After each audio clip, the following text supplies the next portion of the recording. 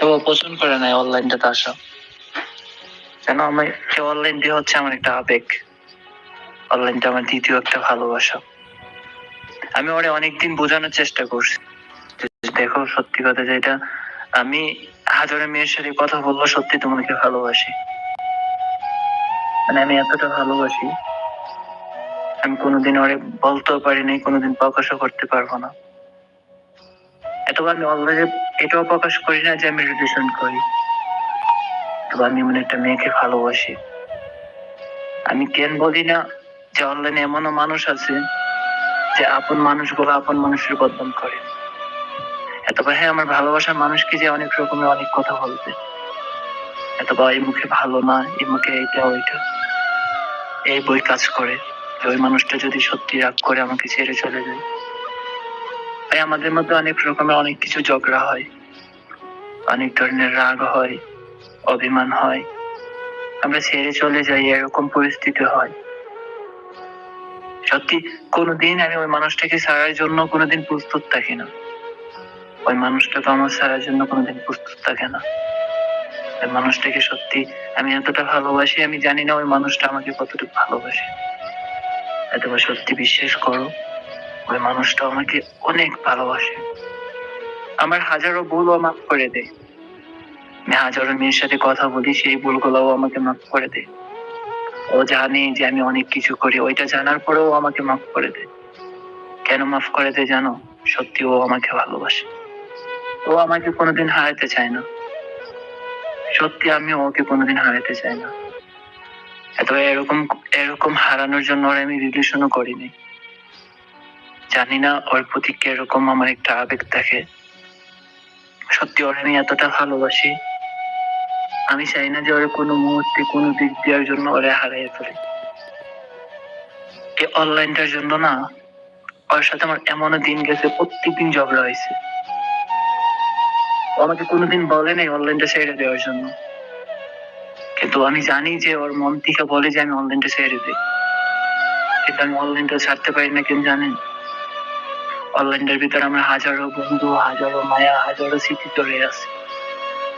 আমি যদি আমার বন্ধুদেরকে ছেড়ে দিই, তো আমার এমনও একদিন মন মানসিকতা হবে ওরে ছেড়ে দেওয়ার জন্য। যে মানুষটা 5টা বছর কাটায় অনলাইনে, 5 দিনের সম্পর্কতে যদি অনলাইনটা আমি ছেড়ে দিতে পারি, আমার 5 বছরের মানুষের সম্পর্কটা আমি ছেড়ে দিতে পারবো অন্য একজনকে পেয়ে। আমি এই দুইটা জিনিসকে নিয়ে থাকতে চাই, এক আমার ভালোবাসা নিয়ে, দুই আমার অনলাইনকে নিয়ে। আমি কোনোদিন অনলাইনকে ছেড়তে পারবো না। আমার ভালোবাসার মানুষ তাতেও রাগ করে না জানো, সত্যি আমাকে এতটা ভালোবাসে। আমি জানি না আমি ওরে কতটুকু ভালোবাসি, কিন্তু সেটা আমি জানি যে ও আমারে কতটুকু ভালোবাসে। সত্যি জানো, সত্যি আমি তোমাকে অনেকটা ভালোবাসি। দেখো হাজারো মেয়ের সাথেও যদি কথা বলি, কোনো একটা মেয়ের প্রতি আমার এরকম একটা আবেগ হয় না যে তোমার প্রতি যতটুকু আবেগ থাকে আমার। মানে হাজারো মেয়ের সাথে কথা বলার পরেও সত্যি আমার ইচ্ছে করে তোমাকে জড়িয়ে ধরতে। আমি কোনো মেয়ের প্রতি এরকম আগ্রহ হয় না যে ওর সাথে আমি সম্পর্ক করবো এবং ওরে ভালোবাসবো। জান, আমি যদি ওরে ভালোবাসি, ও সত্যি তোমার মতো কেউ আমাকে ভালোবাসবে না, তোমার মতো করে কেউ আমাকে বুঝবে না, তোমার মতো করে কেউ আমাকে ভুল ক্ষমা করবে না।